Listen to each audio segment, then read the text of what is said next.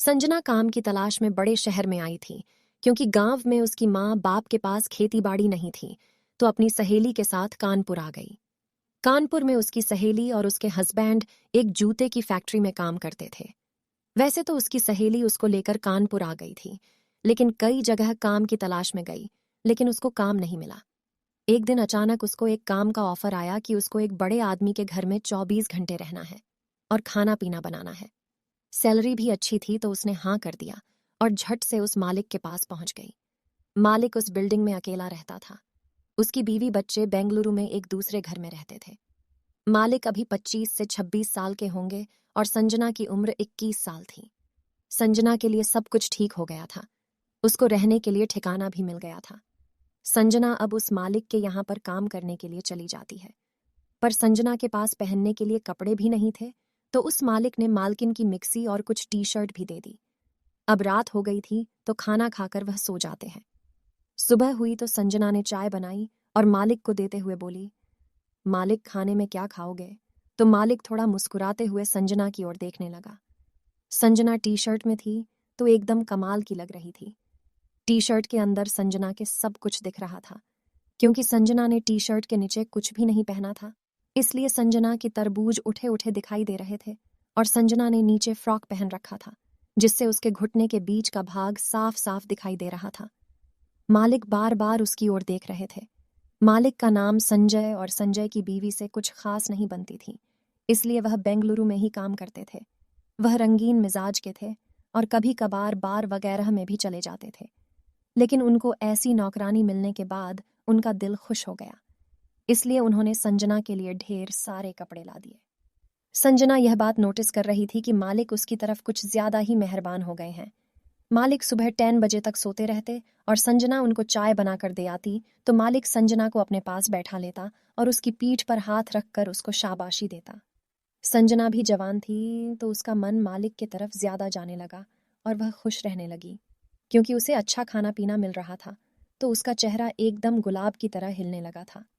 शाम हुई तो संजना ने माली के लिए आलू के पराठे और गोभी की सब्जी बनाई और थाली में ले जाकर उनको टेबल पर रख दिया।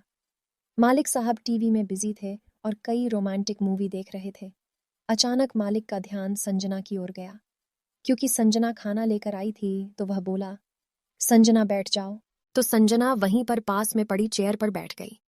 अब मालिक सरक कर संजना के बाजू में आकर बैठ गया और उसके कंधे पर हाथ रखकर उसके खाने बनाने की तारीफ करने लगा। संजना, तुम बहुत अच्छी हो, खाना बहुत अच्छा बना लेती हो। इतना अच्छा खाना तो तुम्हारे मालकिन भी कभी नहीं बनाती है। ये कहते हुए मालिक मुस्कुरा रहे थे।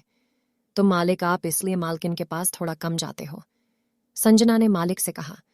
तो मालिक ने सिर हिलाकर जवाब दिया और बोले, ऐसी बात नहीं है, लेकिन उसकी कुछ आदतें मुझे अच्छी नहीं लगती। वह हमेशा पैसे उड़ाने के चक्कर में रहती है। मुझे तो कोई पैसे की कमी नहीं है, लेकिन फिर भी पैसे जरूरत के हिसाब से ही खर्च करनी चाहिए, इसलिए मुझे उससे दूर रहना अच्छा लगता है। बाकी बच्चे हैं तो मैं उनके लिए जाता हूँ।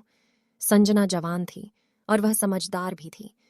संजना जानती थी कि मालिक मालकिन से दूर रहते हैं, तो उसका भी मन प्यार करने का तो करता होगा, लेकिन वह जानती थी इस मामले में वह पहले पहल नहीं करेगी, क्योंकि मालिक मालिक होते हैं और फिर ऐसे मालिक बहुत कम मिलते हैं जो अपने नौकर को समझते हैं। संजना के सामने ही मालिक ने खाना खाया और संजना ने पानी दिया।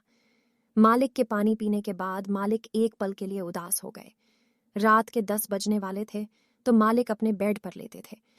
संजना मालिक के कमरे में जाकर बोली, मालिक, मैं भी छत पर सोने जा रही हूँ, कुछ काम हो तो मुझे फोन कर देना। मालिक कुछ पल सोचकर बोला, अरे छत पर कहाँ जाओगी, एक काम करो, तुम इसी बेड पर लेट जाओ। संजना को थोड़ा सा आश्चर्य लगा, लेकिन अब अपने मालिक की बात टाल नहीं पाई। बेड बहुत बड़ा था, तो संजना बेड के एक साइड में लेट गई। उसकी संजना की सांसें जैसे एकदम सी थम गई थी। इतने बड़े मालिक ने उसको ऐसी बात बोल दी थी। मालिक अपने फोन में व्यस्त था। संजना बार बार उनकी ओर देख रही थी। थोड़ी देर बाद मालिक ने फोन साइड में रखा और करवट बदलकर संजना की ओर मुंह कर कर बोले, तुम शादी कब कर रही हो? सवाल पूछने पर वह कुछ नहीं बोल पाई, तो मालिक ने दोबारा कहा, संजना, तू शादी कब कर रही हो? तो उसने कहा, अभी कुछ कह नहीं सकती। संजना के इस जवाब पर मालिक बोले, संजना, क्या तुम मुझे मालकिन का प्यार दे सकती हो? यह सवाल पर संजना का सिर झुक गया तो मालिक ने दोबारा पूछा तो संजना ने हाँ में सर हिला दिया। मालिक समझ गए कि संजना भी वह प्यार पाने के लिए तैयार है जो प्यार वह अपनी बीवी से दूर रहकर नहीं कर पाते। अगले पल मालिक का एक हाथ संजना के हाथ में था। संजना आंखें बंद करके शर्म महसूस कर रही थी, लेकिन उसे अच्छा भी लग रहा था। तभी मालिक बोले, संजना, मैं तुझे बहुत प्यार करता हूँ और तेरी मर्जी से मैं यह सब कर रहा हूँ, इसलिए आंखें खोलो और इस प्यार का मजा लो। अगर तुम्हारा मन में यह सब नहीं है तो मैं हट जाता हूँ। अगले पल संजना ने आंखें खोल दी और मालिक से लिपट गई। उसकी आंखों में आंसू थे, क्योंकि इतने प्यार से तो कोई अनजान किसी से बातें नहीं करता।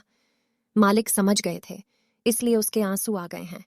वह संजना के कंधे पर हाथ रखकर उनको सांत्वना देते हैं। संजना को अच्छा लग रहा था तो संजना ने अपनी दोनों टांगें फैला दी और मालिक समझ गए कि वह तैयार है। और मालिक अपनी उंगलियां संजना के उस नाजुक अंग पर रख दिया जो उसकी टी शर्ट ऊपर झलक रहे थे। संजना उत्तेजित हो रही थी तो मालिक उठकर अपने घुटने पर खड़ा हो गया और अपना रिमोट निकालकर संजना की टीवी पर रख दिया और प्यार करने लगा। संजना ने पहली बार किसी पुरुष से इस तरह का संबंध बनाया था। उसे अच्छा लग रहा था और मालिक उसको प्यार किए जा रहा था। करीब 20 मिनट तक मालिक उसको प्यार करता रहा। संजना ने उनको रोका और बोली, मालिक बस करो। वह समझ गया कि उसका मन भर गया है तो वह साइड में हट गए और वॉशरूम चले गए। संजना भी उठकर छत पर सोने चली गई और सोते सोते वह ख्वाबों में डूब गई कि मालिक ने बहुत ही अच्छी तरह से मुझसे प्यार किया है, जम के प्यार किया है। ऐसा प्यार वह पहली बार पाकर धन्य धन्य हो गई है। वह ऐसा प्यार हर रोज पाना चाहती थी। दोस्तों, यह कहानी आपको कैसी लगी? अगर अच्छी लगी तो लाइक कीजिएगा।